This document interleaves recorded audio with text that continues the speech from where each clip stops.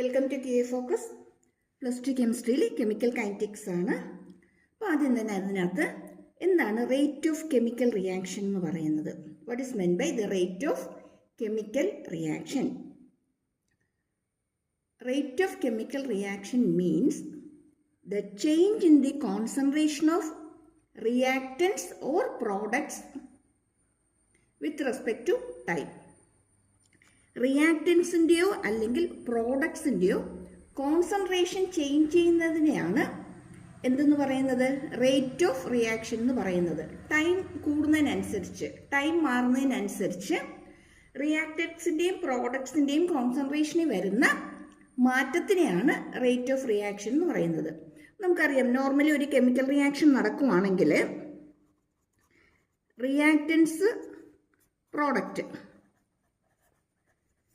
അല്ലേ, time increase ചെയ്യുന്നതിനനുസരിച്ച് റിയാക്റ്റൻസിൻ്റെ concentration കുറഞ്ഞു വരും, പ്രോഡക്റ്റ് ഫോം ചെയ്യുന്നതിൻ്റെ കോൺസെൻട്രേഷൻ കൂടിക്കൂടി വരും, പ്രോഡക്ട്സിൻ്റെ കോൺസെൻട്രേഷൻ കൂടിക്കൂടി വരും. കാരണം റിയാക്റ്റൻസ് യൂസ് ചെയ്യുന്നതിനനുസരിച്ച് അത് കുറഞ്ഞു വരും, പ്രോഡക്റ്റ് ഫോം ചെയ്യുന്നതിനനുസരിച്ച് അതിൻ്റെ കോൺസെൻട്രേഷൻ കൂടിക്കൂടി വരും. അപ്പം റേറ്റ് ഓഫ് കെമിക്കൽ റിയാക്ഷൻ എന്ന് പറയുന്നത് change in the concentration of reactants or product with respect to time ആണ്. നോർമലി റിയാക്റ്റൻസിൻ്റെ കുറഞ്ഞു വരും, പ്രോഡക്ട്സിൻ്റെ കൂടുകയായിരിക്കും ചെയ്യുന്നത്. ഓക്കെ ആണോ? ഇനി ഇതിൻ്റെ യൂണിറ്റ് എന്ന് പറയുന്നത് mole litre raise to -1 second raise to -1 ആണ്.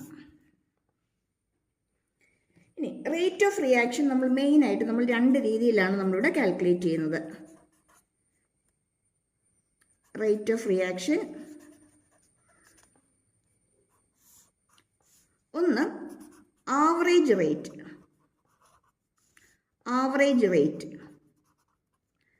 പിന്നെ ഒന്ന് ഇൻസ്റ്റന്റേനിയസ് റേറ്റ്.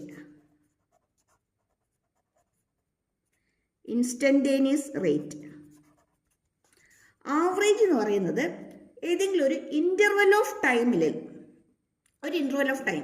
ഒരു 10 മിനിറ്റ്സ് ടൈമിൽ, അല്ലെങ്കിൽ ഒരു 5 മിനിറ്റ് ടൈമിൽ, അല്ലെങ്കിൽ ഒരു 20 മിനിറ്റ്സ് ടൈമിൽ, അങ്ങനെ ഒരു പർട്ടിക്കുലർ ഇൻ്റർവൽ ഓഫ് ടൈമിലാണ് കാൽക്കുലേറ്റ് ചെയ്യുന്നതെങ്കിൽ, ഒരു പർട്ടിക്കുലർ ഇൻ്റർവൽ ഓഫ് ടൈമിൽ നടക്കുന്ന റിയാക്ഷൻ്റെ റേറ്റിനെയാണ് എന്ത് പറയുന്നത്? ആവറേജ് റേറ്റ് എന്ന് പറയുന്നത്. Particular interval of time.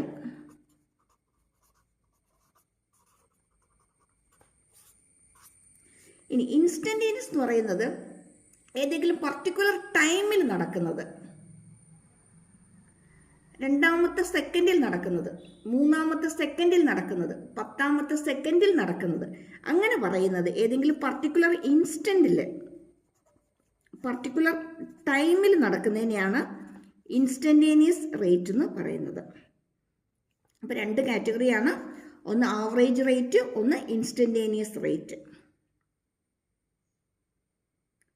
Okay ആണോ? ഇനി ആവറേജ് റേറ്റ് നമുക്ക് എങ്ങനെയാണ് നോക്കുന്നതെന്ന് നോക്കാം. നമുക്കിവിടെ ഒരു റിയാക്ഷൻ കൺസിഡർ ചെയ്യാം. 2x + 3y gives 4z. ഇതിനകത്ത്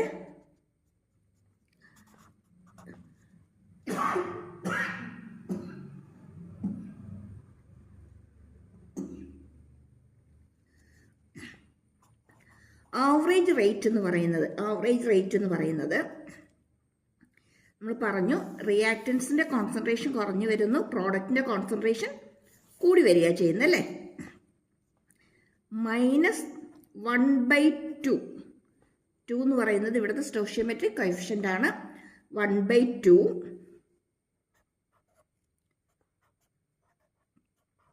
delta concentration of x by small time interval delta t, or it is equal to, നമുക്ക് വൈഡ് ടേംസിലും എഴുതാം, -1/3 delta concentration of y by delta t,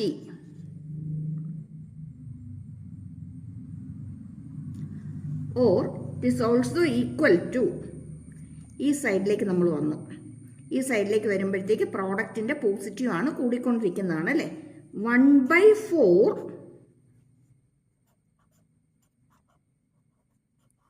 Z by delta T. ഇതാണ് average rate of reaction എന്ന് പറയുന്നത്. Average rate of reaction എന്ന് പറയുന്നത്. Clear ആയോ? ഇതുപോലെ ഏത് തരുവാണെങ്കിലും നമുക്ക് എഴുതാനായിട്ട് പറ്റും. അപ്പം ഇതിനെ ബേസ് ചെയ്ത് വരുന്ന ചെറിയ പ്രോബ്ലംസും ചോദിക്കാറുണ്ട്. 1 മാർക്ക്, 2 മാർക്ക്, 3 മാർക്ക്, ഈ 3 കാറ്റഗറിയിൽ നമുക്ക് ഇതിനകത്ത് നിന്ന് പ്രോബ്ലം നമുക്ക് എക്സ്പെക്ട് ചെയ്യാനായിട്ട് പറ്റും. ഓക്കെ.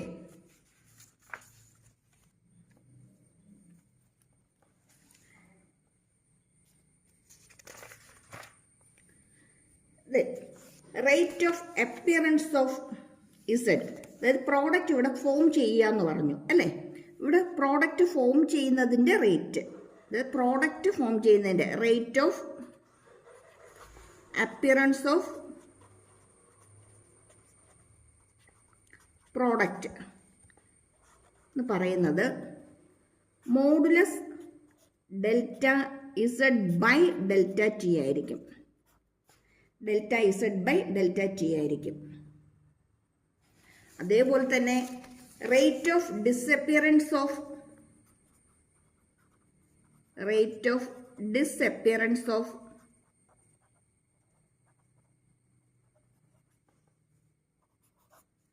റിയാക്റ്റൻസ്.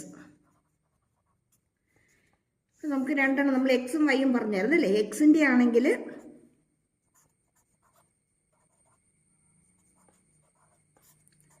ഡെൽറ്റ ടി ആയിരിക്കും, വൈയുടെ ആണെങ്കിൽ വൈ ബൈ ഡെൽറ്റ ടി ആയിരിക്കും.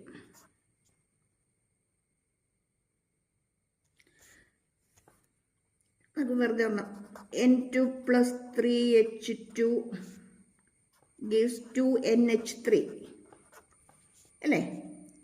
ഇതിനകത്ത് rate of reaction find out ചെയ്യാനായിട്ട് ക്വസ്റ്റ്യൻ ചോദിക്കാം. അതുപോലെ തന്നെ റേറ്റ് ഓഫ് ഡിസപ്പിയറൻസ്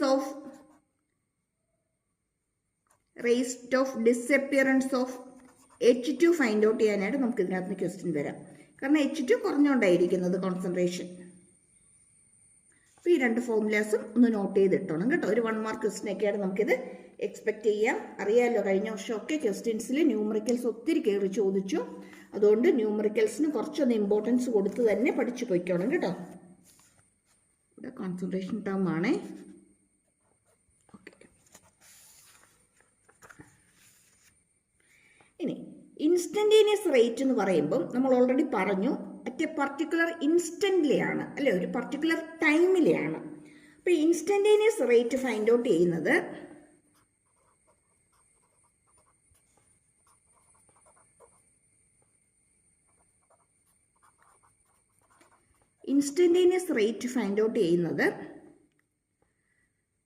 നമ്മൾ നേരത്തെ എഴുതിയ സെയിം ഇക്വേഷൻ തന്നെ എടുക്കാം. 2x + 3y gives 4z. ഇവിടെ എന്ന് പറയുമ്പോഴത്തേക്കും -1/2 d by derivative d by dt, or it is equal to -1/3 y by dt, or it is equal to 1/4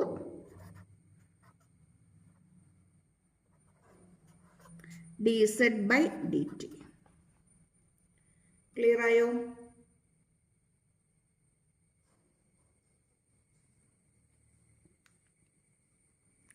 clear. ഇനി ഇത് ഗ്രാഫിനകത്ത് വരുവാണെങ്കിൽ ഇതിൻ്റെ റേറ്റ് ഓഫ് റിയാക്ഷൻ്റെ ഗ്രാഫായിട്ട് ഗ്രാഫിക്കലി നമുക്കിതിനെ എങ്ങനെ റെപ്രസെൻറ്റ് ചെയ്യാൻ നോക്കാം. Graphically rate of reaction represent ചെയ്യുമ്പോഴത്തേക്കും നമ്മളിവിടെ റിയാക്റ്റൻസിൻ്റെ കോൺസെൻട്രേഷൻ എടുത്തിരിക്കുന്നു. റിയാക്റ്റൻസ് എടുത്തിരിക്കുക. ഇവിടെ ടൈമാണ്. നമുക്കറിയാം ടൈം കൂടുന്ന അനുസരിച്ച് റിയാക്റ്റൻസിൻ്റെ കോൺസെൻട്രേഷൻ എന്ത് ചെയ്യും? കുറഞ്ഞു വരും അല്ലേ. അപ്പോൾ ടൈം കൂടുന്ന അനുസരിച്ച് കോൺസെൻട്രേഷൻ കുറഞ്ഞു വന്നുകൊണ്ടിരിക്കും. ക്ലിയർ ആയോ?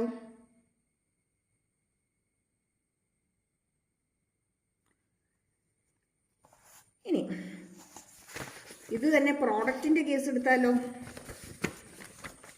പ്രോഡക്റ്റിൻ്റെ കേസ് എടുക്കുമ്പോഴത്തേക്കും പ്രോഡക്റ്റിൻ്റെ കോൺസെൻട്രേഷൻ ഇവിടെ നമ്മൾ ടൈം എടുത്തു. പ്രോഡക്റ്റിൻ്റെ കേസ് ആകുമ്പോഴത്തേക്കും ടൈം കൂടുന്നതനുസരിച്ച് പ്രോഡക്റ്റ് എന്ത് ചെയ്തുകൊണ്ടിരിക്കും, കൂടി വന്നുകൊണ്ടിരിക്കും. ഓക്കെ ആണോ? ഇനി ഇവിടെ നോട്ട് ചെയ്യേണ്ട ഒരു കാര്യം, ഈ രണ്ട് ഗ്രാഫിലും സ്ലോപ്പ് എന്ന് പറയുന്നത്, ഇത് രണ്ടിൻ്റെയും സ്ലോപ്പ് എന്ന് പറയുന്നത്, ഇതിൻ്റെ സ്ലോപ്പ് എന്ന് പറയുന്നത് പ്രോഡക്റ്റിൻ്റെ dp/dt, അല്ലെങ്കിൽ നമ്മൾ നേരത്തെ എടുത്ത എക്സാമ്പിൾ ആണെങ്കിൽ dz/dt.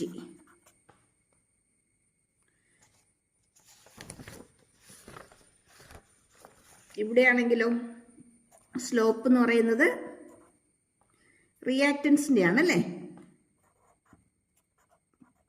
x/dt അല്ലെങ്കിൽ dy/dt എന്ന് എഴുതാം. കോൺസെൻട്രേഷൻ ടേമാണ് dx/dt. ഇവിടെ ആകുമ്പോഴത്തേക്കും പ്രോഡക്റ്റ് ആയിരിക്കും. ക്ലിയർ ആയോ?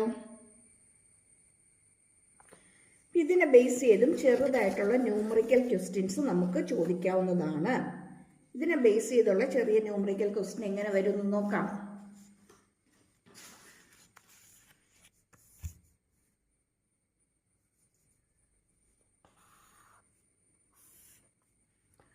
പ്രോഡക്റ്റിൻ്റെ കോൺസെൻട്രേഷൻ, ഇവിടെ ടൈമാണ്,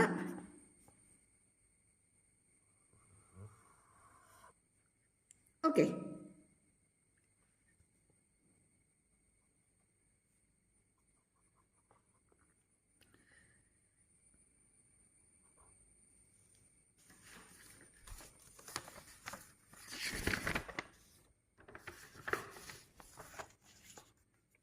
ഈ ഗ്രാഫിലൊന്ന് നോട്ട് ചെയ്തേ. ഇവിടെ ആദ്യം ഇതിൻ്റെ കോൺസെൻട്രേഷൻ y1 ഉണ്ടായിരുന്നു, അതിന് കറസ്പോണ്ടിങ് ആയിട്ടുള്ള ടൈം x1 ആയിരുന്നു. കുറച്ച് കഴിഞ്ഞപ്പോഴത്തേക്ക് ഇതിൻ്റെ കോൺസെൻട്രേഷൻ കുറഞ്ഞു, ഇതിപ്പം y2 ആയി. അതിന് കറസ്പോണ്ടിങ് ആയിട്ടുള്ള ടൈം എന്ന് പറയുന്നത് x2 ആണ്.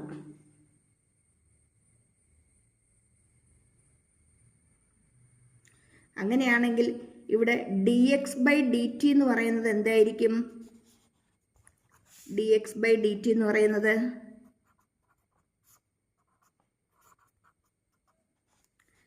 ഇവിടുത്തെ ഡിഫറൻസ് y2 മൈനസ് y1 ആണല്ലേ.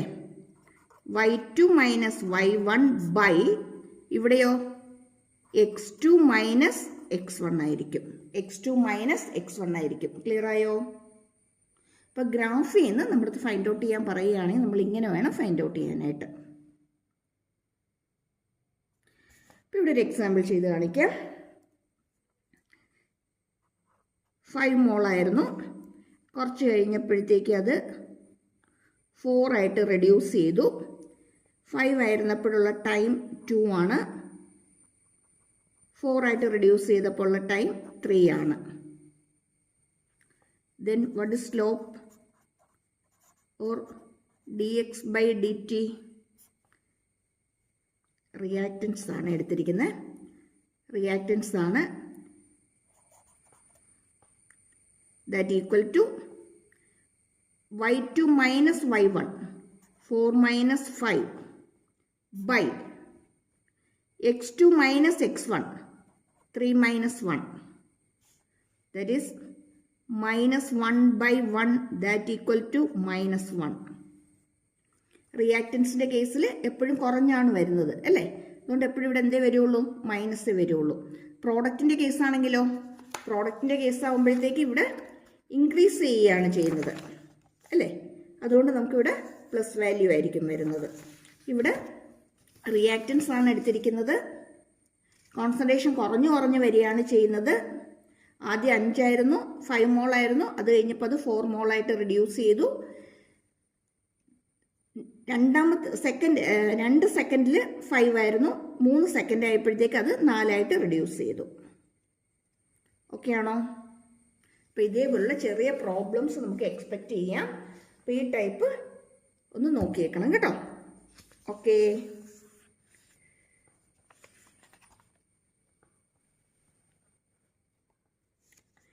ബേസ് ചെയ്ത് വരുന്ന ഒരു പ്രോബ്ലം നോക്കാം. In a reaction 2A plus B gives 3C, the concentration of A decreases from 0.6 mol per liter to 0.5 mol per liter in 10 minutes.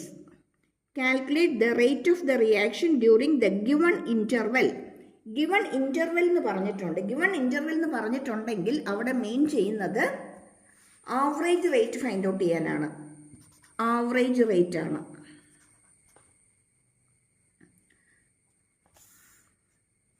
To A plus B gives 3C അല്ലേ?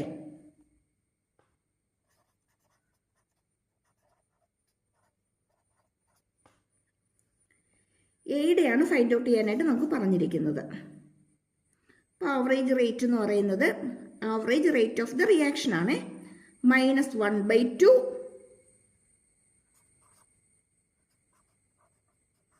Delta X by delta T ആയിരിക്കും.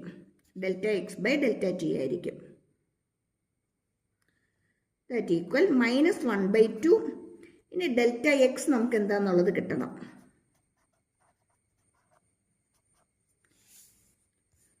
0.6 മോളിൽ നിന്ന് 0.5 ആയിട്ട് reduce ചെയ്തു എന്നാണ് പറഞ്ഞിരിക്കുന്നത് അല്ലേ? 0.6 നിന്ന് 0.5 ആയിട്ട് റെഡ്യൂസ് ചെയ്തു എന്നാണ്. അപ്പോൾ 0.5 ആണ് അവസാനം. ആദ്യം 0.6 ഉണ്ടായിരുന്നു. That equal to -0.1. ടൈം പറഞ്ഞിരിക്കുന്നത് 10 മിനിറ്റ് ആണ് അല്ലേ? അപ്പോൾ നമുക്ക് -0.1/10 മിനിറ്റ്. നമുക്ക് യൂണിറ്റ് സെക്കൻഡിലാണ്, അതുകൊണ്ട് ഇതിനെ സെക്കൻഡിലേക്ക് കൺവേർട്ട് ചെയ്യണം. That equal -1/2. Minus of minus plus ആയിട്ട് മാറും. 0.1 താഴെ 6 × 10⁻²2 അല്ലേ?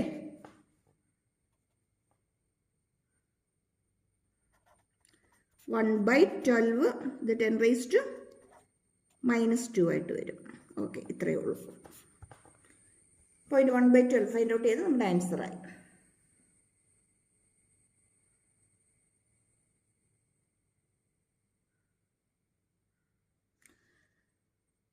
ഓക്കെ അല്ലേ? 10 × 60 600 ആണ്. 6 × 10⁻² എന്ന് എഴുതി. ഓക്കെ, അത്രയേ ഉള്ളൂ. ഇനി എപ്പോഴും നോട്ട് ചെയ്തേക്കണം, റേറ്റ് ഓഫ് റിയാക്ഷൻ എപ്പോഴും പോസിറ്റീവ് ആയിരിക്കും. റേറ്റ് ഓഫ് റിയാക്ഷൻ എപ്പോഴും പോസിറ്റീവ് ആയിരിക്കും.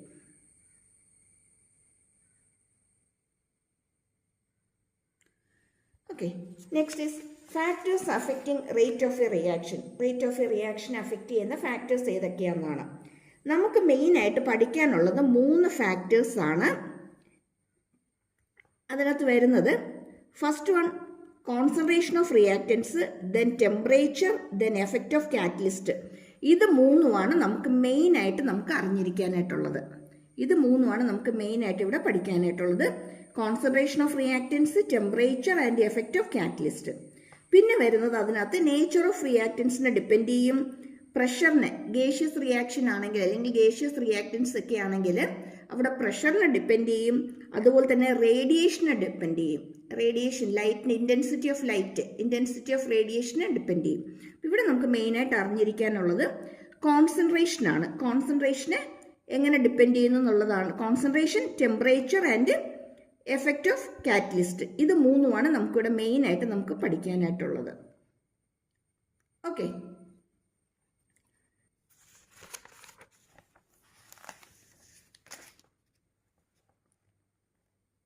Dependence on concentration. കോൺസെൻട്രേഷനെ എങ്ങനെയാണ് ഡിപ്പെൻഡ് ചെയ്യുന്നത് നമുക്ക് നോക്കാം. റേറ്റ് ഓഫ് റിയാക്ഷൻ കോൺസെൻട്രേഷനെ ഡിപ്പെൻഡ് ചെയ്യുന്നത് എങ്ങനെയാണെന്നുള്ളത് നമ്മൾ കറക്റ്റായിട്ട് നമ്മൾ എക്സ്പ്ലെയിൻ ചെയ്യുന്നത്, അതായത് ഡിപ്പെൻഡൻസ് ഓൺ കോൺസെൻട്രേഷനെ നമ്മൾ എക്സ്പ്ലെയിൻ ചെയ്യുന്നത് റേറ്റ് ലോ വെച്ചിട്ടാണ്. Rate law.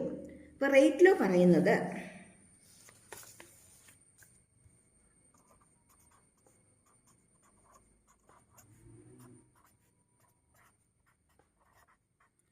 ഒരു reaction A plus B plus gives D. Okay, ഈ ഒരു റിയാക്ഷനകത്ത് ഇതിൻ്റെ റേറ്റ് എന്ന് പറയുന്നത്, റേറ്റ് ഓഫ് ദ റിയാക്ഷൻ എന്ന് പറയുന്നത് it is proportional to molar concentration of A raised to X.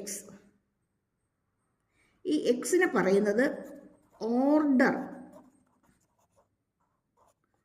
Of X with respect to A ആണ്, with respect to the reactant A. It is also proportional to B raise to Y. വൈയും order of the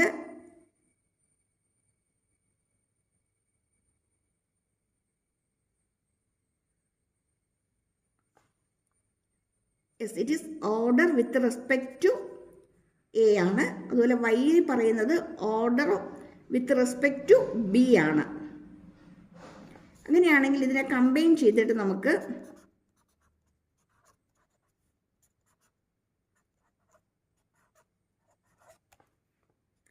ഇനി proportionality മാറ്റാനായിട്ട് നമ്മൾ ഒരു constant introduce ചെയ്യും.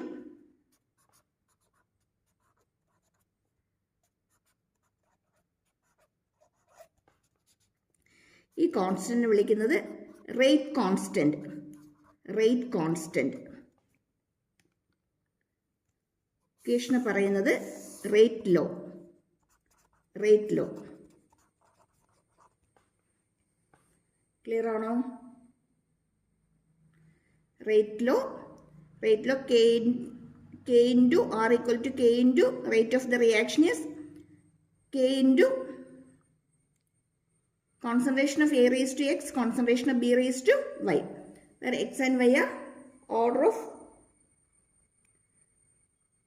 order with respect to A and Y is the order with respect to B. Order of the reaction with respect to A, order of the reaction with respect to B ആണ്. K വിളിക്കുന്നത് നമ്മൾ rate constant എന്നാണ്. അപ്പോൾ ഇതുമായിട്ട് relate ചെയ്യുന്ന കൂടുതൽ പോയിന്റ്സും കൂടുതൽ ടോപ്പിക്സും കൂടുതൽ പ്രോബ്ലംസും ന്യൂമറിക്കൽസും ഒക്കെ ആയിട്ട് നമുക്ക് നെക്സ്റ്റ് വീഡിയോയിൽ കാണാം. Okay, thank you for watching once again. ആദ്യമായിട്ട് കാണുന്നവരും ഇതുവരെ സബ്സ്ക്രൈബ് ചെയ്യാത്തവരും ഒന്ന് സബ്സ്ക്രൈബ് ചെയ്തേക്കണേ, മറന്നു പോകരുതേ.